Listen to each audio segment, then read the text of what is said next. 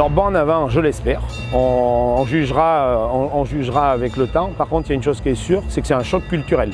Et on le voit des fois dans les réactions de certaines familles de Laval, c'est un choc culturel. Mais si on veut continuer à avoir de la viande bovine demain dans les boucheries, dans les rayons de nos supermarchés ou tout simplement dans nos assiettes, il va falloir passer par ce choc culturel. C'est une obligation, sinon on n'aura plus d'éleveurs susceptibles de faire ce métier en France.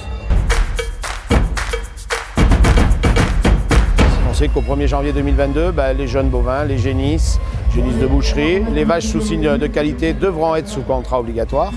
À partir du 1er juillet 2022, là on va rentrer sur les broutards. Donc là c'est aussi quelque chose d'assez révolutionnaire. Imaginez des contrats sur le broutard, c'est quelque chose qu'on attendait nous aussi, qui va bouleverser de toute façon un peu le fonctionnement de nos filières. Et ensuite pour terminer, fin d'année 2022, sur la contractualisation de toutes nos vaches de réforme, aussi bien en lait qu'en viande. En fait, nous, on va avoir un vrai travail de pédagogie, c'est-à-dire qu'il va falloir expliquer comment se monte un contrat et comment on arrive, ça sera de la négo. On a la main, c'est-à-dire qu'on va être en proposition de contrat et de fait, un peu comme dans les autres secteurs, quand vous achetez une voiture, on vous fixe le prix. Nous, on doit fixer le prix de nos produits, de nos animaux, justement en intégrant ce sujet du coût de production. Le coût de production, il existe, il est calculé par l'interprofession, validé par l'interprofession. On connaît des références et on sait qu'aujourd'hui, une vache charolaise, on est sur du 5,10 de coût de production. C'est qu'un jeune bovin, on frôle les 5 €, un broutard c'est 3,26.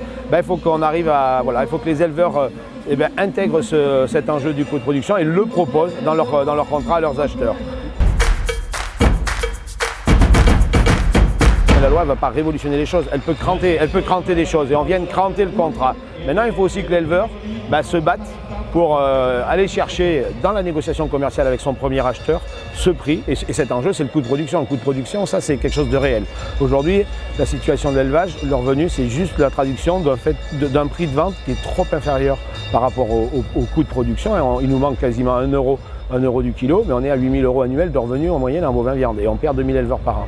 Donc l'enjeu individuellement, ce sera ça. Chaque éleveur devra s'imprégner de cette notion du coût de production et l'amener dans sa proposition de contrat à son premier acheteur. Et son premier acheteur, ça peut être bien évidemment un privé, un marchand de bestiaux, un abatteur, mais aussi finalement la coopérative, le groupement de producteurs aura cette mission au compte de l'éleveur d'aller le chercher avec son client qui suivra le groupement de producteurs, ce prix et ce coût de production.